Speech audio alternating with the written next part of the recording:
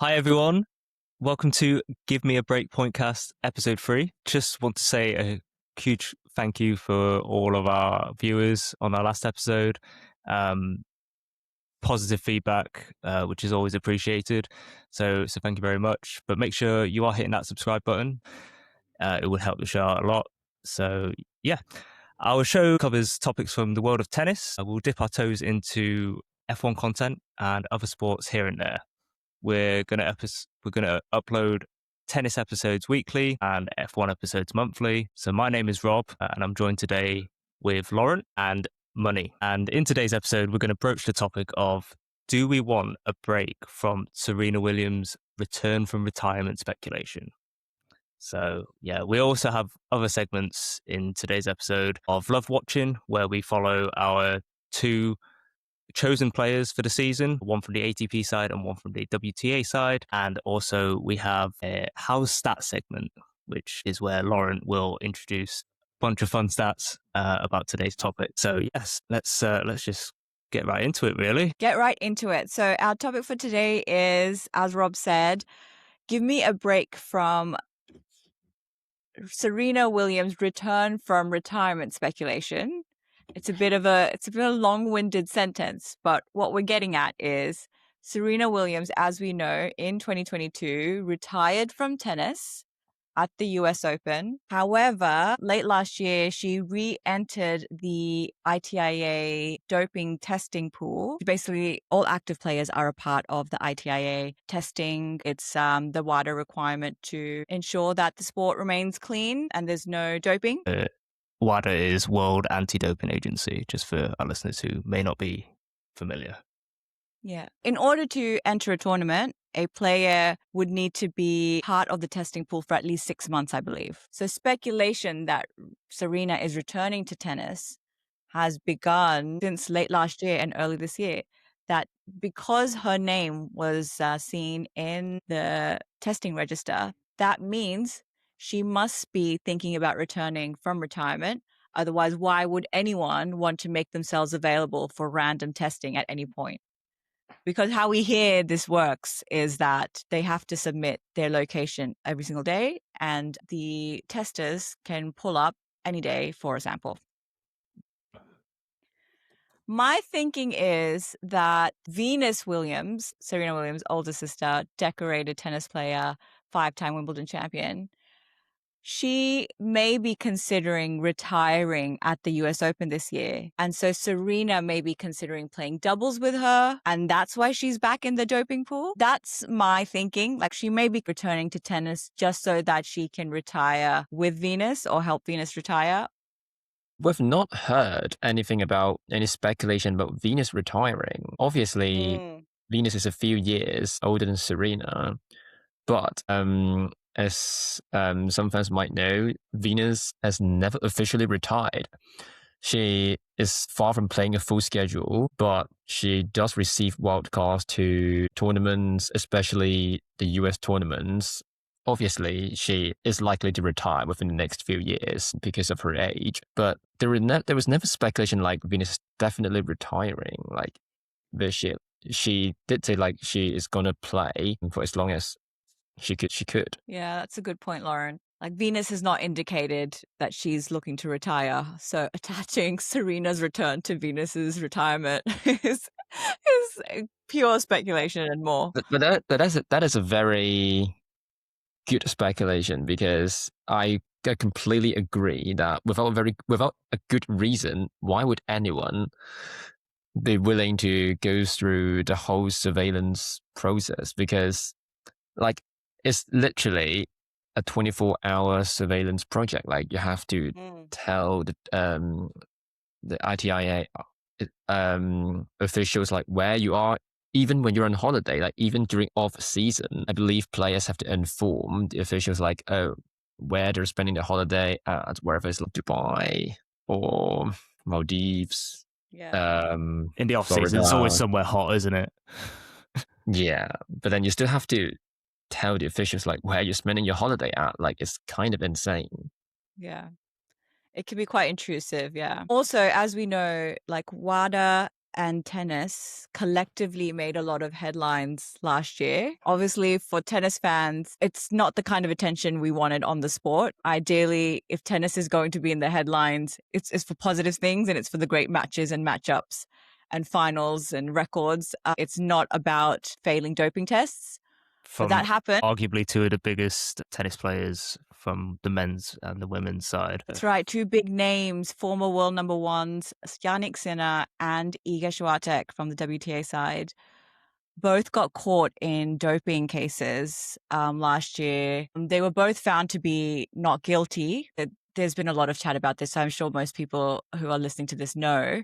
But Jannik Sinner's case went into detailed investigation, had to do with massage cream that had an ingredient in it that is actually one of the banned substances.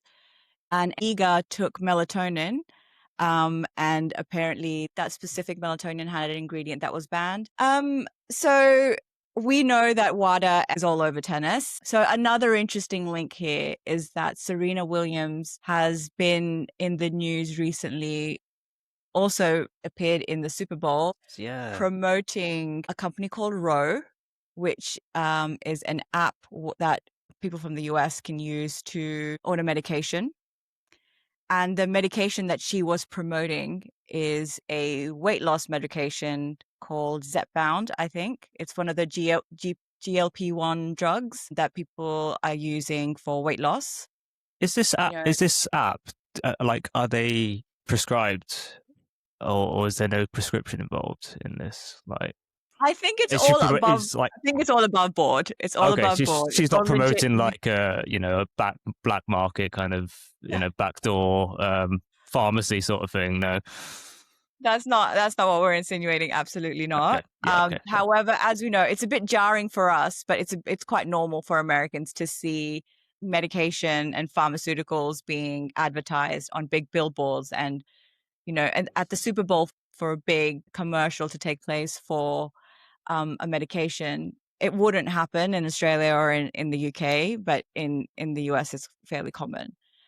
And so in that ad, Serena Williams is seen injecting herself with this GLP-1 medication. And she's done a full Vogue article talking about how she's used this GLP drug for weight loss, which is all well and good when you're a former athlete and you want to talk about medication that you're taking for weight loss. That's completely, absolutely fine. This is an important medication that is now available to people who need it. This pod is giving absolutely no judgment about the use of these medications. But I think the only point I want to make is that if you're an athlete and you're looking to be an active player, the fact that you're taking a GLP-1 drug that helps with weight loss, how is that not a banned substance by WADA? And I looked this up, and it's because it's still being tested. And WADA is still observing the drug and seeing if it has any performance-enhancing effects on athletes. And they're still waiting on giving that final verdict. Yeah, I think just a point of information is WADA has put this medication on the 2026 monitoring list instead of the prohibited list. Obviously, WADA is basically investigating whether they should ban it or not. Yeah. I would say, though, if it's a weight loss drug, surely that's going to come with a positive side effect of increased energy levels. You're going to lose weight, which means you're going to be able to carry yourself in a more active manner, and you'll be. I would say you'd have a bit more energy, personally. So isn't that a bit of a PED, performance enhancing? Yeah. And if you look at the marketing material of these medications, so Zepbound, for instance, which is the one that Serena is taking, they kind of reference increased energy levels as a part of their marketing. There you go. It's right there on the tin. If a medication is helping you lose weight faster, that sounds like a clear definition of performance enhancing, because you've not done it in the way everybody else is doing it. You've done it in a way that will make you do it faster. And if it's prescribed because of the medical condition you've been prescribed the medication, it makes complete sense to take it. However, in a sports environment where we're ensuring that all athletes are bound by like similar standards, then how is a weight loss medication not clearly on the prohibited list? on the prohibited list? Yeah. Like how much does WADA have to investigate this? It's pretty, for me, I don't know why it feels so self-explanatory. If a drug is clearly, it's designed to help you lose weight and therefore make you more agile / athletic, how is that not a banned substance? Like what more do you need to investigate? That's the title of, that's the objective of the medication. I think this brings on to how complicated the anti-doping policies and criteria are. Like from an outsider perspective, we never fully understand what WADA official is thinking. Like, okay, we're going to ban this substance, we're going to allow this substance, we're going to observe it. I think they have been observing this medication for 2 years now. Like, it was on the monitoring list 2024. We're now in 2026 and it's still on the same monitoring list. Even last year when we were talking about Sina and Spiontek's cases, there were loads of details like we never fully understood, like why, how do you decide whether it was a player's mistake or like it was like the player was innocent. Like they just have loads of regulations that we never get to understand. There was a lot of confusion in the world of tennis as well regarding like the Sinner Swiatek stuff as well. Like how did they come to that conclusion? Whereas other players, like lower ranked and less well known, like out of the spotlight, they weren't given the same sort of, I'm not going to say preferential treatment, but they weren't given the same leniency as the two biggest names in tennis, or yeah. And last year, a lot of people were talking Sinner's ban. Like, how convenient it was that his ban came after the Australian Open, where he successfully defended his title, and was lifted just before the Rome Open, his home tournament, his home Masters tournament. Yeah. So there's no consistency in like the substances they ban. And there's also no consistency in the penalties that they give out. It's really hard to track, like, what is WADA's like objectives. And yeah, they sound like they don't really have it all together. It sounds like the VAR in football, video officiating. The assistant referees in football, they're not clued into. Every game is a different scenario. And it does sound a bit like every player is given a different scenario and outcome in WADA's view. Yeah, it's so subjective, right? Whereas rules should be objective. Like everyone should know what the rules are, how to abide by them. And so those are standard. When rules become subjective, I think it takes away from the legitimacy of the institutions who are applying those rules. And in this case, it's like the WADA, it's WADA, ITIA. There's so many organizations that are involved. We know that their overarching goal is obviously a positive one, which is they want to keep the sports clean because there are people who will try and cheat the system, take substances. But are these institutions now so bureaucratic, so large, so many people that actually it's taking away from the objective? Another thing also that Laurent brought up around Iga and Sinner's bans from last year, not just the penalties that were so confusing to follow. It was confusing to follow why those tests failed in the first place, because they also revealed that the amount of the banned substance that was in the sample was so small. I don't even remember what the amount was, like 1/1 billionth or whatever they quoted, but it's so small that it couldn't have an impact on the athlete. So if it was so small that it couldn't have an impact on the athlete, then how is this even a drawn out case? Whereas in this case, coming back to Serena, she's openly talking about the fact that she's been taking this GLP-1 medication.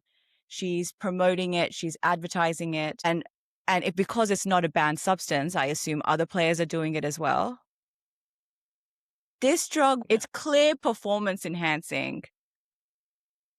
It's the textbook definition of it. How does WADA just not immediately say, okay, that's great that you're taking GLP-1, you just can't be an athlete, you just can't play professional sports with it? On the other hand, doesn't that make all the speculation less plausible? Because we all know that Serena has been living her best life post-retirement. She's been on TV, on like celebrity events. She's now earned all that, hasn't she? having She's to earned main it. at the Super Bowl.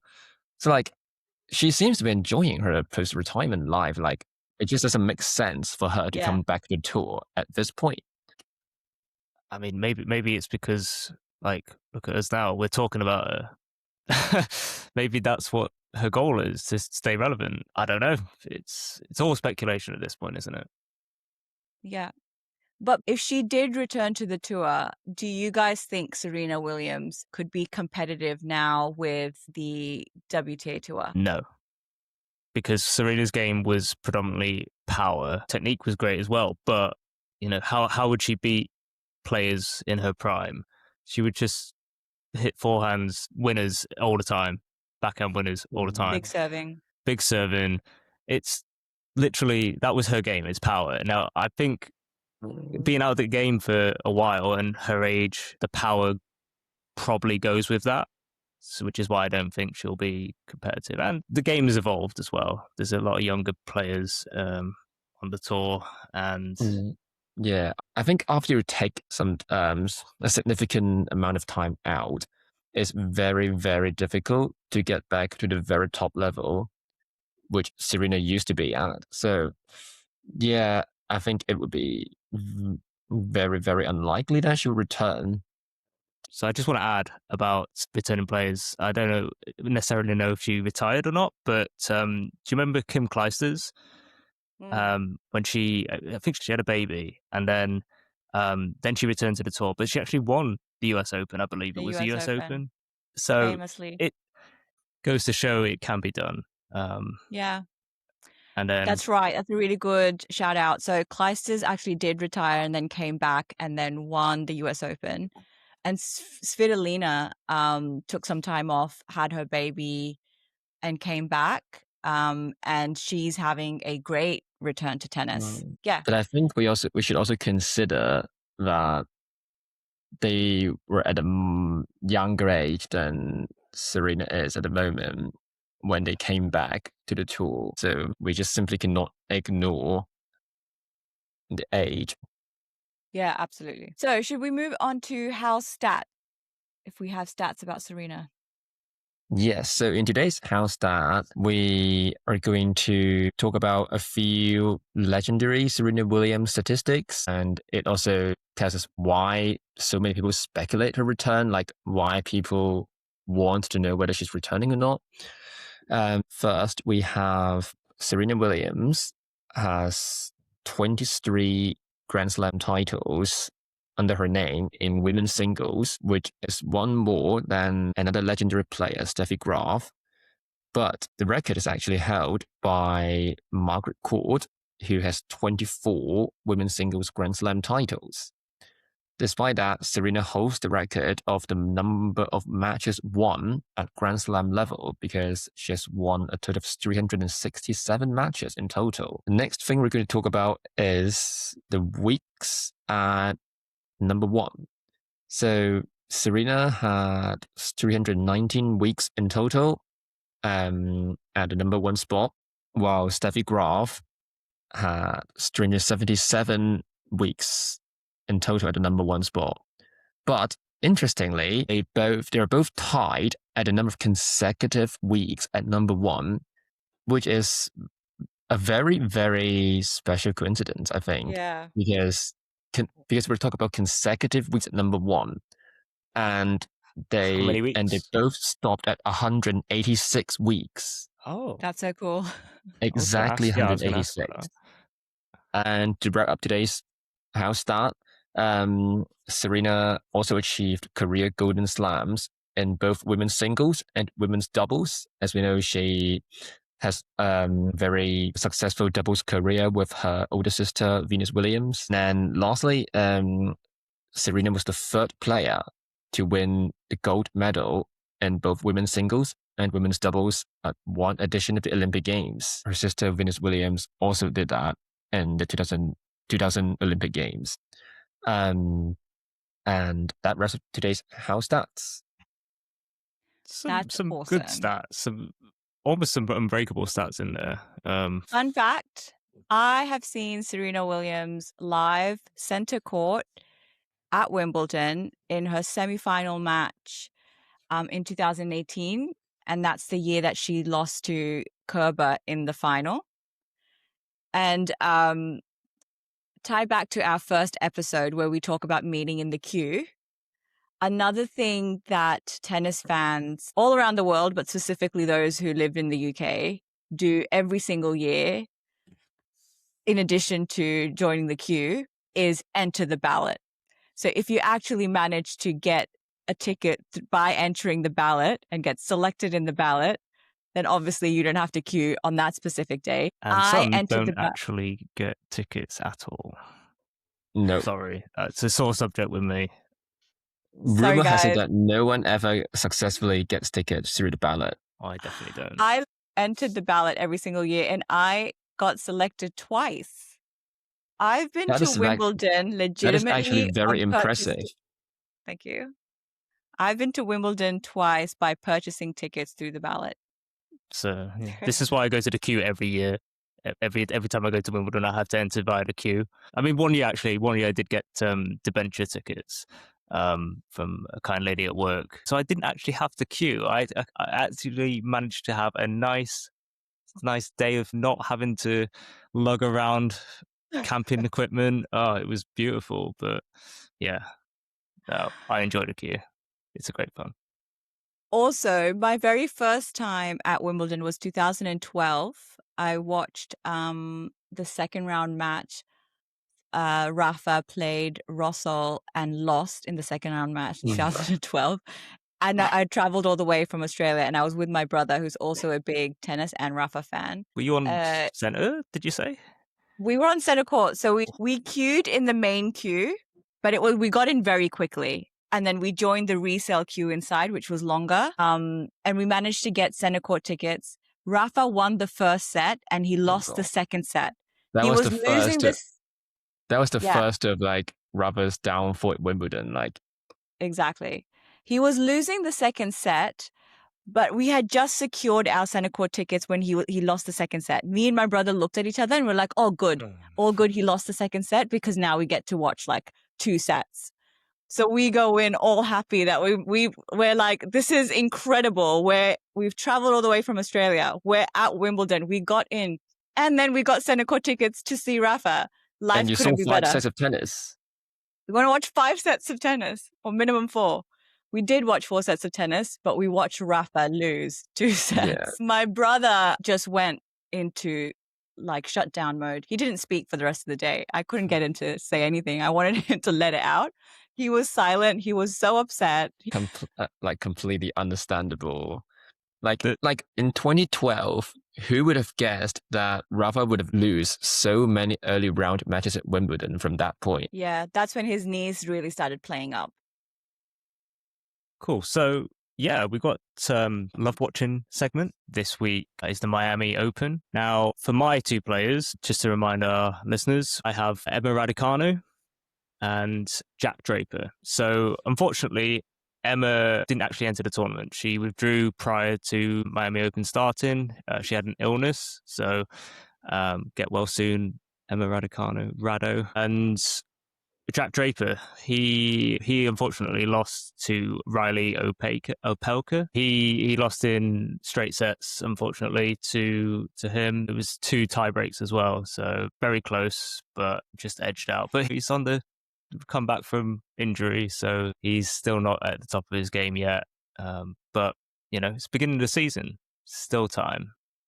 So yeah, that's my 2 love watching for this week.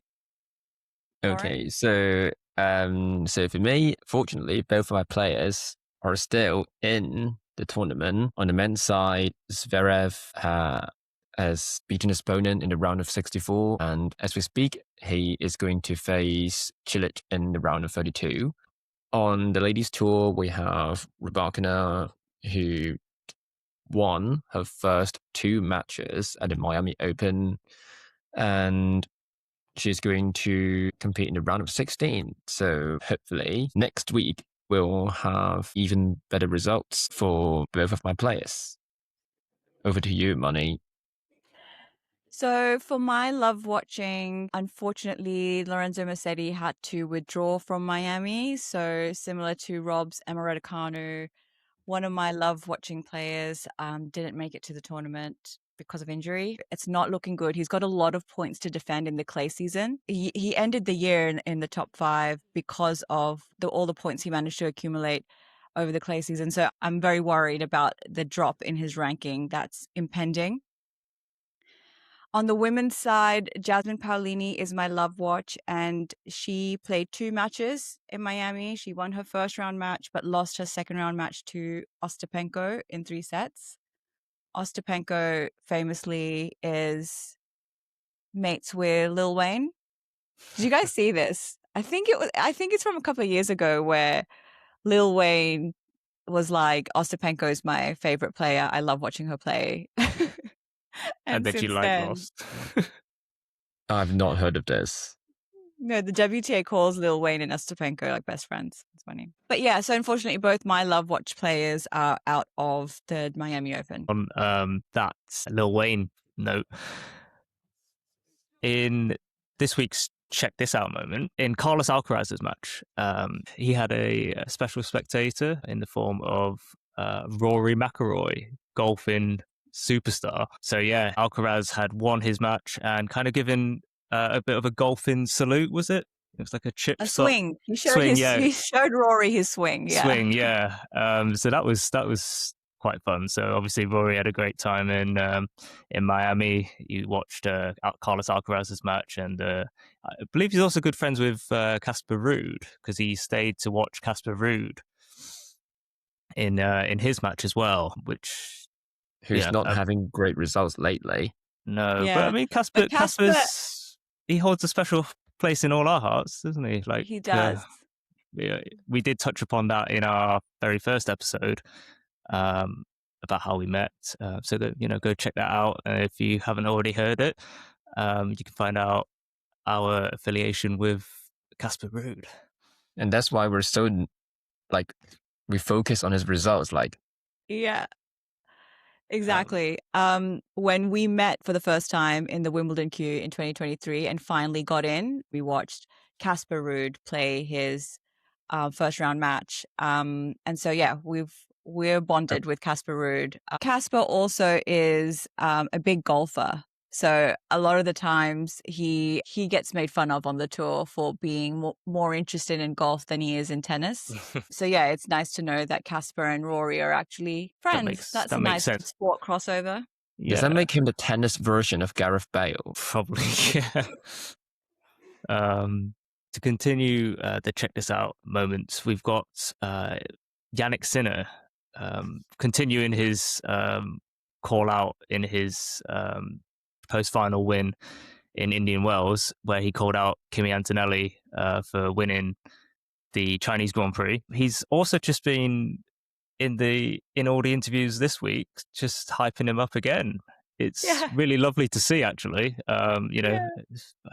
Calling out his fellow countrymen with some praise. Yeah, it's awesome. I guess it's a big deal in Italy. Kimi Antonelli, 18 years old. He's the second youngest to ever win a Grand Prix, and it's only his second year in Formula One, and it's the second race of the year, so lots to celebrate for Team Italy. So that's nice that Yannick Sinner just continues to call out Kimi Antonelli, and that sport crossover continues between tennis and Formula One. Just to add as well, we do have a F1 episode, which you can check out. One of us makes a bold prediction on the season. So check that out to find out who. Yeah.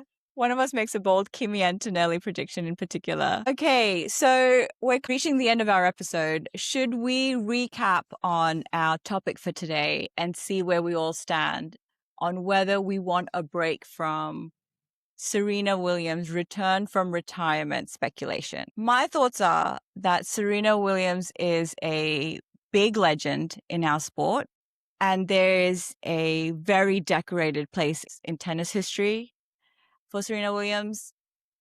There's a reason why we have a Legends Tour and a Seniors Tour and exhibitions, and our celebrated former players are welcome to take part in those. We would love to see them in those so that they remain active in the tennis world. Even when she was an active player, the last time she won a Grand Slam was 2017.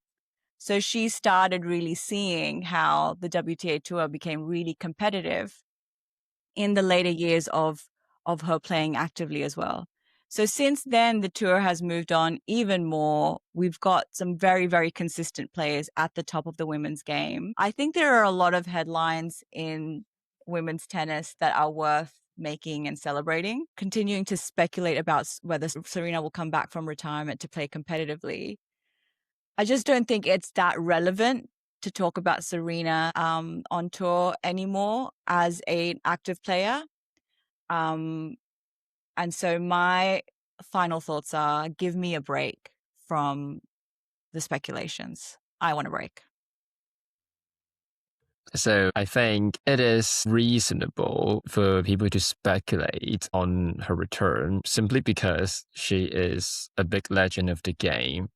But I think we do need a break from all these speculations. While I say they're reasonable, it doesn't mean that they're acceptable. Like, it's just too much. They're reasonable, but they don't have to carry on.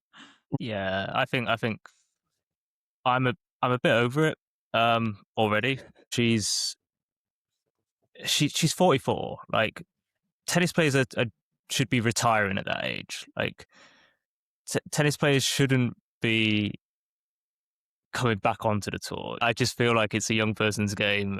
Wow, a bit harsh, Rob. Yeah, a little bit. But if I take a boxing analogy, like, I mean, you got like Mike Tyson coming back to fight. Was it like one of the Paul brothers? And it was just like, it was a bit embarrassing. Oh, wait, I don't care. It's just Mike Tyson. It just wasn't him. It wasn't the Mike Tyson we knew in boxing from back in the day, back in his prime. It was an embarrassment. And I don't want to see Serena's sort of legacy tarnished in that way. I'd rather remember her for being that powerful, really aggressive player. If it is another run on the competitive circuit, I don't want it to be a lackluster sort of sorry excuse of Serena. I want to remember her as the great player she was. So give me a break from the Serena Williams return from retirement speculation. Yeah. Yeah, you make a good point there, Rob. I wouldn't use the word tarnish because I don't think once our champions achieve great things, those records are now set, and there's nothing that will take away from that. So I agree with you that we want to remember and cherish our champions for when they were in their prime. And retirement is a part of an athlete's life, and it's a part of a sports fan's life where we have to just accept that our athlete is no longer in their prime and they're going to move on into other things. Because I remember the three of us had this conversation as well when Rafa was retiring, and his final year of playing was so difficult to watch for me. And it wasn't because I'm like, oh, his reputation is being tarnished and he's got this record at Roland Garros and I don't want him to play at Roland Garros if he's not winning. It was less that and more, I don't want to see him struggle on court. I can tell he's in pain. I can tell he's not playing to the best of his abilities. And to watch him struggle on a tennis court is just a difficult watch as somebody who cares about the player, you know? Okay, to wrap up, Rob, did you have a little message for us? Yeah, a little message for our listeners and viewers. So thank you again for the feedback from everyone who has taken the time to leave it. We do appreciate the messages. And if you are watching us on YouTube, and if you haven't already, drop a like on this video, hit the subscribe button too. That will really help us to grow our channel. If you're listening to us on Spotify or Apple Podcasts, go show us some love and rate us 5 stars. Before we wrap up, though, just remembered we haven't mentioned that Alcaraz lost in 3 sets to Sebastian Korda in Miami. That's a shock loss and a great win for Korda. But that also means that without asking, we will be given a break from Sinner versus Alcaraz finals in Miami as well. We thought we were going to get a Sinner versus Alcaraz final in Indian Wells, but Medvedev gifted us a break, and now Sebastian Korda has gifted us a break. Truly having a break from it. Okay, guys. All right. So next week we'll be back with more Miami results. We'll also be back with our Was This Trophy Worth It segment, which we did last week for the Indian Wells Trophy. And next week we'll do it for the Miami Trophy. Awesome. Thanks, guys. It's awesome. Thanks See you next all time. and enjoy. Take care. Stay tuned.